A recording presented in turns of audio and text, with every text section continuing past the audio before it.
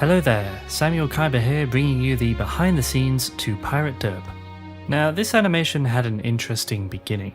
After working on my animation Starfall for so long, I wanted to create and release something much sooner, as production was taking quite some time. Animations with Derp are always fun to do, so I thought about various adventures he could go on, and we've never really explored a pirate theme before, so Derp became a pirate. The first thing I did was watch Pirates of the Caribbean for reference on how they light certain scenes and use the camera out in open water. I put together a document in Microsoft Paint with all the pirate ideas, scenes and characters. A lot of the ideas didn't really make it in, like a volcanic island, some mermaids, and the main one being Derp's derpy crew. The original concept was to have two sets of pirates. One was a really selfish group, and the other was Derp's crew that worked as a team. But the main reason that was cut was due to a previous animation, Zombies, having a very similar story beat. I also wanted to draw full attention to Derp and his derpy boat. After jotting down all the ideas, I put together a flowchart with a short breakdown of each scene to make sure the story flowed well, although this flowchart changed heavily over time, which I'll get into later.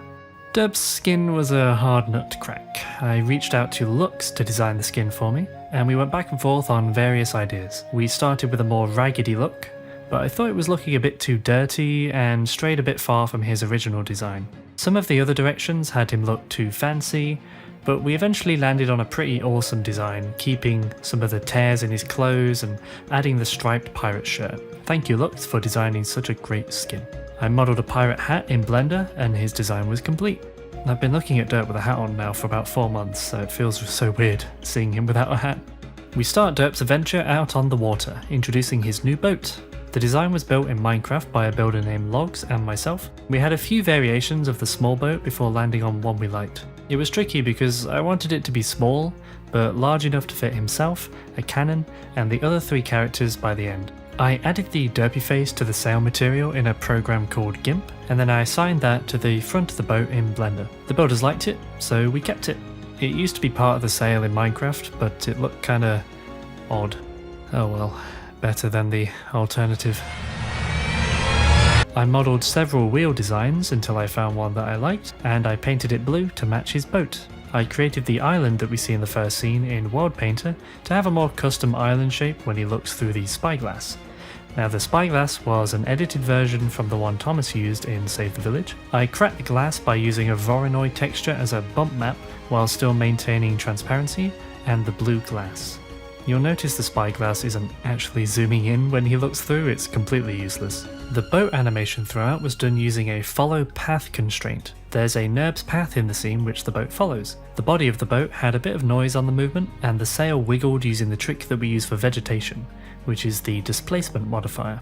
However, I had some issues early on with the displacement causing some tears in the sails, but Mont suggested subdividing it a bunch and that seemed to fix it pretty well, and it made the sails move much more smoothly. Derp then ventures into a tomb to find the first treasure. The map was built by Lootcraft and myself, and we kept things pretty simple. I just wanted a room at the beginning to feature the graveyard of ghosts, followed by a ridiculous trap, and then some switches, and the treasure room. The ghosts were created by mixing a custom ghost skin and the 5 different patron skins. Getting the glow just right while still maintaining the clearly different patron designs was pretty tricky. An old idea was to have Derp's lantern be green, and that was used to reveal the ghosts in the tomb, but it was scrapped because I think I just preferred how it looked using an orange lantern, and it ended up overcomplicating the solution on how to beat them. The sounds of the ghosts were from Epidemic and they sounded really creepy. This scene was animated by Pixel's Animation, with Zillion animating the running sequence. Pixel did a fantastic job giving the ghosts a lot of wispy motion. Wispy? Is that a word? The ghosts move like ghosts essentially, and he gave the pirates some nice expression too. The crazy running shot was really to show how clumsy Derp can be while still managing to accomplish his goal. He even had his hat fall off at one point. Keeping that lantern in a good spot was quite a challenge because he was going all over the place. Zillion did a wonderful job. The signs were of course a reference to the old Don't Touch animation that David made. I thought it was funny that whoever designed these puzzles really thought that the signs were enough to deter people. Derp's just like, okay, never mind. I'm going home. The lighting in this scene was so much fun. I've always wanted to try a much darker interior with just a single light source. I had everything super dark, and then I gave the lantern a point light with a noise modifier on the emission so that it flickered subtly. I also added a mild green mist to give it a spooky feel. When the torches all came on, I keyframed the mist and compositing to change to a more dustier orange look. The other pirates' introduction was crucial to set them up as people to root against. They waited for Derp to solve everything before stealing the loot at the end of the last second, and even knocked his wee little hat. Designing them was fun, as the 3 patrons already had really cool skins to work with. I wanted to have one hook hand and one peg leg, both of which were modelled in Blender and then parented to the existing BPS rig after deleting the hand and leg. The swords were based on designs from Minecraft Dungeons, and the pistols were inspired by this flintlock pistol design by the user Ruthless Ronald. We're then taken to the port where Derp finds his next treasure map. This was a good opportunity to feature all the emerald and obsidian patrons that we have, as well as a cheeky cameo from Echo Soldier. I created the map pixel by pixel in GIMP, and tried to keep it fairly accurate to the different areas that he'll be travelling to, like the pirate cove at the top with the moon, and the shipwreck down below. After drawing it, I blended it with a tea-stained graphic, of course, to create a more authentic looking map, like you see in those pirate movies that are all kind of brown and tea-stained. I tried going for the brown, but it was kind of hard to make out the distinct islands, so I kept it more bright and colourful. Some people already picked up on this, but the port used was a modified version of Mahoa Docks. Logs and I built the little shack where the maps were being handed out. I painted the edges of the terrain with sand, and I changed a bunch of textures in Blender so it wasn't too similar. This scene was to establish the upcoming rivalry and the race to the finish line. Derp's head really must hurt after bumping into things so many times. The boat sequence that features the montage was really fun to put together. The opening shot was a nice transitionary one with the dolphin, but it was also a way to foreshadow the dolphin showing up around later to help. We're introduced to the pirate's massive boat in this scene. It was important to really show how tiny Derp's boat was by giving the pirates a huge one. The boat was a modified version of one built by Louis R, link in the description. One thing that proved to be difficult here was the camera. Usually I would parent a camera to the boat so it would move along with it, but there were 2 boats and shots that didn't need to have it parented, and the speed of the boats changed in every shot. So instead what I did was parent the map to an empty, and then I moved that towards the boats at different speeds in every shot. This just made it easier to move the camera around. One thing I was nervous about doing was the lighting out on open water. There isn't really much terrain to utilise, so it can easily look quite cheap, but I managed to get a subtle mist on the horizon which kind of hid the edge of the map, and with a nice golden morning glow near the sunrise. This sequence was a great way to visualise their competitiveness by having the boats inching forward in every other shot. This scene was helped massively by the music, which was laid out before animating, with the music rising every time one of the teams enacted their tactic. Enacted their tactic. That sounds cool.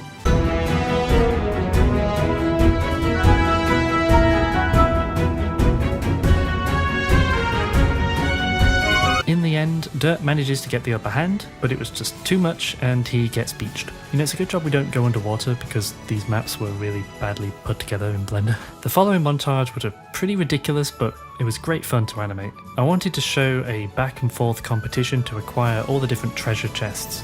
The chests were modelled in Blender. I just built a very simple chest design and then did a second variation that was a bit fancier with the gold trim instead of the silver. Sometimes Derp would win in this sequence, and other times the pirates would. A few ideas were scrapped here, like having the volcano island, a shark scene, and using a palm tree as a hidden trap to fling the pirates back at a certain point. The first bit is the solution to get beached. I modified Derp's boat with some wheels in Blender and used the NURBS path again to have it drive over the island. This was such a nonsensical idea that we thought of while brainstorming, but we were like, you know, we can do that if we want to, so we did. Adding the car signs was the icing on the cake for me.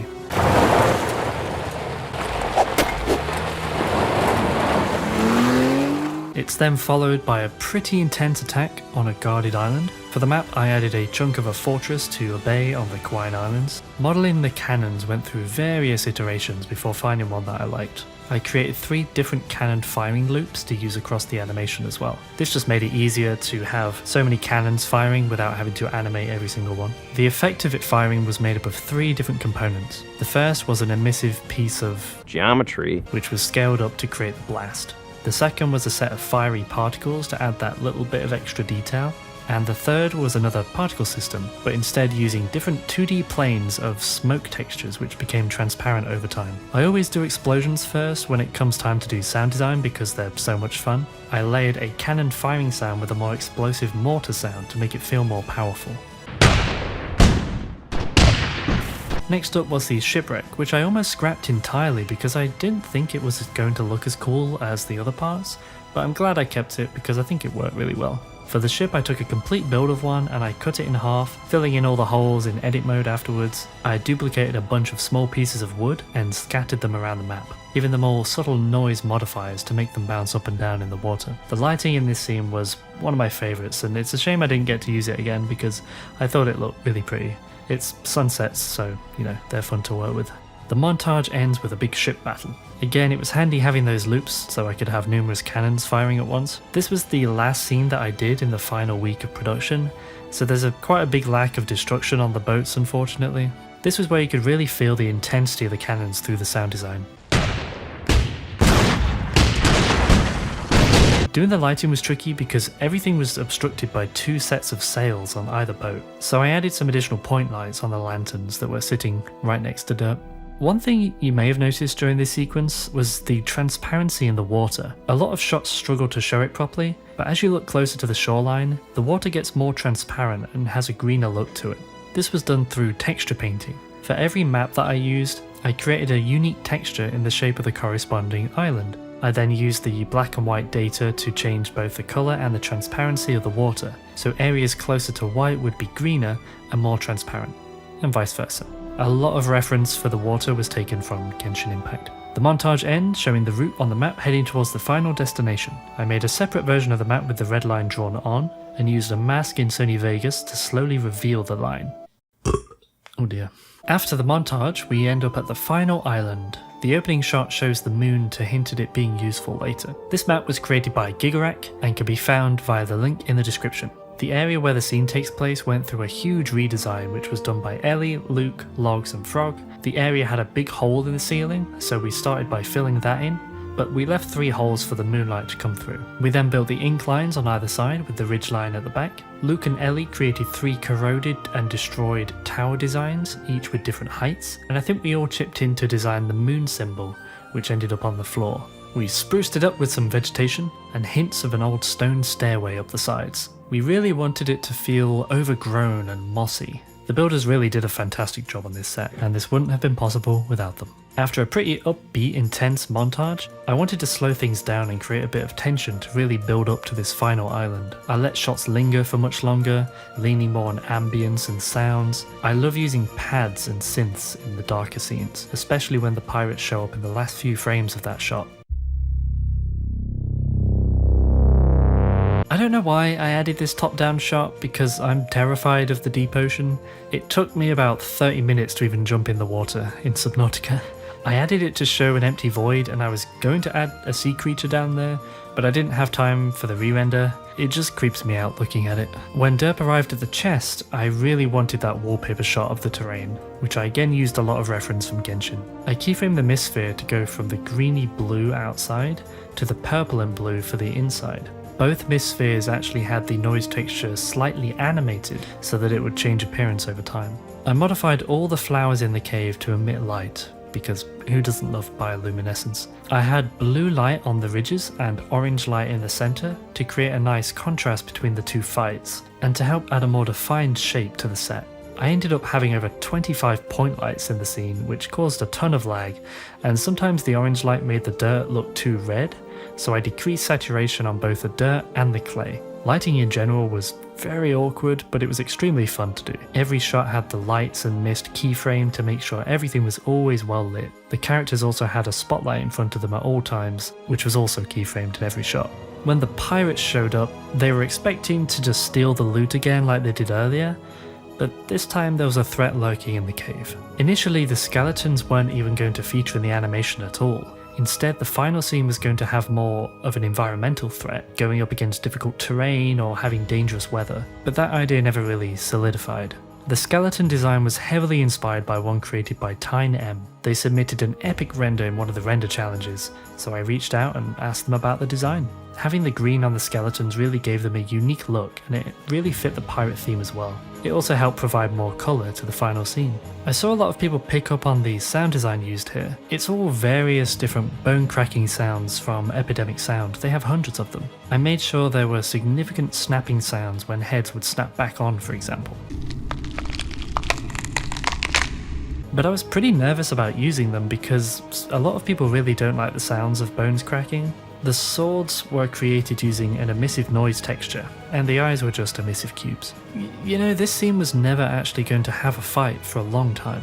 The pirates would show up, find their weapons were useless, and just run away. Back on my brainstorming dock, I told myself no fights. No fights whatsoever, because the animation was intended to be about 5 to 6 minutes long, but I felt it really needed something else here to give this scene some memorable moments. The first fight was of course done by the talented Zillion. I gave him a list of ideas that I wanted to include, like the hook getting stuck and the skeletons crawling after him. The rest came from Zillion's own creativity. Doing the sound design for fights is some of my favourite stuff. The effects on the pistols were muzzle flashes that Thomas created and he used in his cyber heist animation. When the pirates flee, the smirk at the end was intended to show their idea to steal his loot, but I don't think that came across as well as I'd hoped, so it kind of just looks like they left Derp for dead, although they kind of did that anyway. Wow, these pirates are terrible. Derp then has his moment of realization on how to defeat the skeletons. I don't think the moonlight idea really came from anything in particular. I wanted skeletons to be immune from conventional weapons, and using moonlight seemed like a good option as the scene took place at night. The volumetrics of the moonlight were created using, you guessed it, 2D cylinders to be specific. It's using an emissive noise texture that has some Fresnel to soften the edges. The strength of the emission was keyframed in every shot, since it would be brighter and darker depending on where the camera was relative to the cylinder. The sequence of Derp turning the mirrors was again animated by Zillion. The tricky thing here was making sure Derp could get all 3 mirrors, while also knocking every skeleton into the middle of the map. Thankfully, Zillion pulled it off beautifully. I knew I wanted the fish to turn a mirror and give it a moment in the spotlight.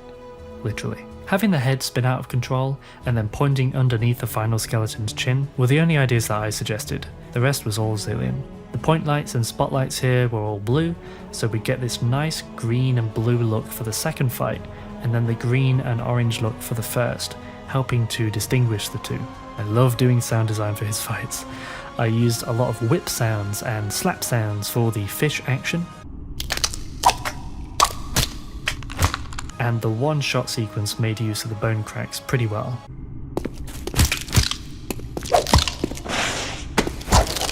I modelled the mirrors in Blender and just used an emissive material for the face, while sticking to the same material palette that the map has for the rest of the model.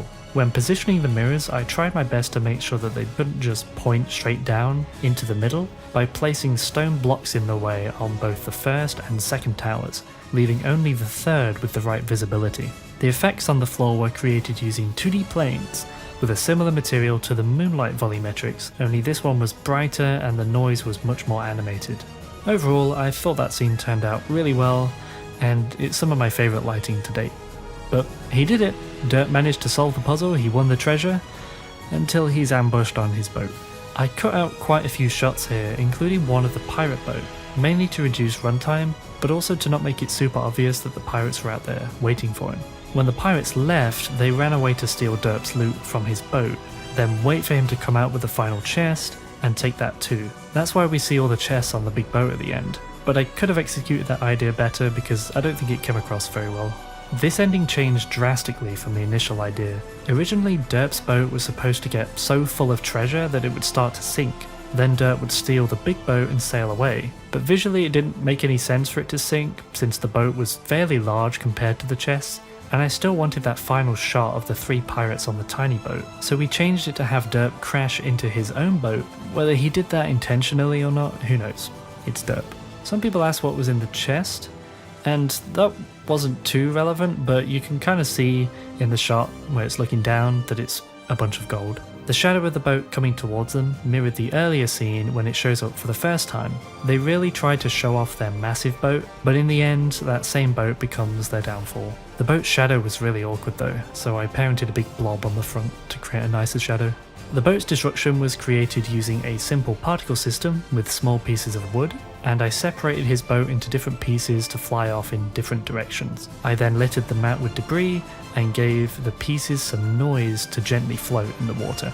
Derp then sails away with all the loot and his trusty fish to a sunrise that visually doesn't make any sense, but it looks kinda pretty, so I kept it. One thing I found especially hard were all the water sounds. Thankfully, Epidemic had a lot of ocean ambience, which I layered several times, but adding sounds when the boat sped up or sailed close to the camera took a long time to put together. The Vegas project for this one turned out to be huge because I split all the sound effects into 3 groups. The red tracks had no reverb, the blue tracks had a slight reverb, which were all used in the tune, and the yellow tracks all had a more cavernous reverb, which was used in the cave. You can hear the reverb quite well without the music.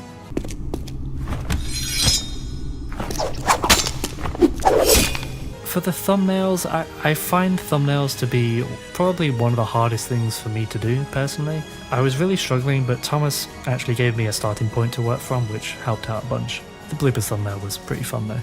And that's about it. This animation wasn't possible without the animators, the builders, the skin designers, and the other BPS directors helping out with the bloopers and the rendering. Thank you everyone. It really means a lot. For now, I'll be turning to work on my sci-fi animation Starfall, and look forward to sharing that with you when it's ready. Thank you all for watching, and we'll see you in the next video.